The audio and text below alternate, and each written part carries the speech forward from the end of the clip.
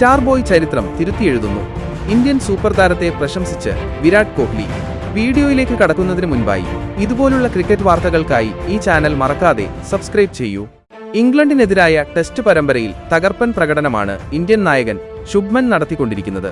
രണ്ടാം ടെസ്റ്റിൽ 2 ഇന്നിംഗ്സിലും ഇന്ത്യക്കായി മികച്ച പ്രകടനമാണ് ഗിൽ നടത്തിക്കൊണ്ടിരിക്കുന്നത്.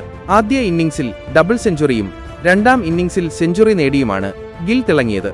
ആദ്യ ഇന്നിംഗ്സിൽ 387 പന്തിൽ നിന്നും 269 റൺസാണ് ഗില്ലിന്റെ ബാറ്റിൽ നിന്നും പിറന്നത്. 30 ഫോറുകളും 3 സിക്സുകളും അടങ്ങുന്നതാണ് ഗില്ലിന്റെ ഇന്നിംഗ്സ്.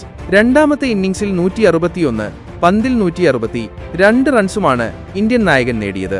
13 ഫോറുകളും 8 സിക്സുകളുമാണ് ഗില്ല് നേടിയത്.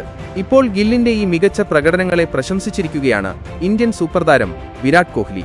ഗിൽ ചരിത്രം തിരുത്തിയെഴുതുന്നു എന്നാണ് കോഹ്ലി തന്റെ സോഷ്യൽ മീഡിയയിൽ കുറിച്ചത്. നന്നായി കളിച്ചു സ്റ്റാർ ബോയ്, ചരിത്രം തിരുത്തിയെഴുതുന്നു.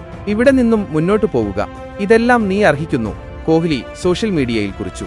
ഈ തകർപ്പൻ പ്രകടനങ്ങൾക്ക് പിന്നാലെ ഒരുപിടി റെക്കോർഡുകളും ഗിൽ സ്വന്തമാക്കിയിരുന്നു.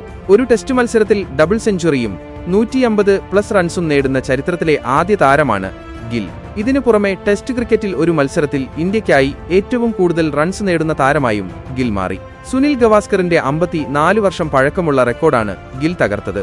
1971 വെസ്റ്റ് ഇൻഡീസിനെതിരെയുള്ള പരമ്പരയിൽ 2 ഇന്നിംഗ്സുകളിൽ നിന്നും ഗവാസ്കർ 344 റൺസാണ് നേടിയിരുന്നത്. ഈ നേട്ടമാണ് ഗിൽ മറികടന്നത്. ഇതിനെല്ലാം പുറമെ കോഹ്ലിക്ക് ശേഷം ടെസ്റ്റിൽ എവേ മത്സരങ്ങളിൽ ഇരട്ട സെഞ്ചുറി നേടുന്ന രണ്ടാമത്തെ ഇന്ത്യൻ ക്യാപ്റ്റനായും ഗിൽ മാറി. 2016 ഇന്ത്യൻ ടെസ്റ്റ് ക്യാപ്റ്റനായിരിക്കെയാണ് കോഹ്ലി ഇരട്ട സെഞ്ചുറി നേടിയത്.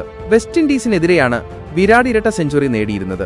9 വർഷങ്ങൾക്ക് ശേഷം ഗില്ലും ക്യാപ്റ്റൻ എന്ന നിലയിൽ ഈ റെക്കോർഡ് കൈപ്പിടിയിലാക്കുകയായിരുന്നു. അതേസമയം ഇന്ന് വിജയം ലക്ഷ്യം വെച്ചായിരിക്കും ഇന്ത്യ അവസാന ദിനത്തിൽ കളത്തിലിറങ്ങുക. 608 റൺസ് വിജയലക്ഷ്യവുമായി ഇറങ്ങിയ ഇംഗ്ലണ്ട് നിലവിൽ 72 റൺസിന് 3 വിക്കറ്റുകൾ എന്ന നിലയിലാണ്. ഇംഗ്ലണ്ടിന് വിജയിക്കാൻ ഇനി 536 റൺസ് കൂടി ആവശ്യമാണ്. 7 വിക്കറ്റ് കൂടി വീഴ്ത്തിയാൽ ഇന്ത്യക്ക് വിജയത്തിലെത്താം.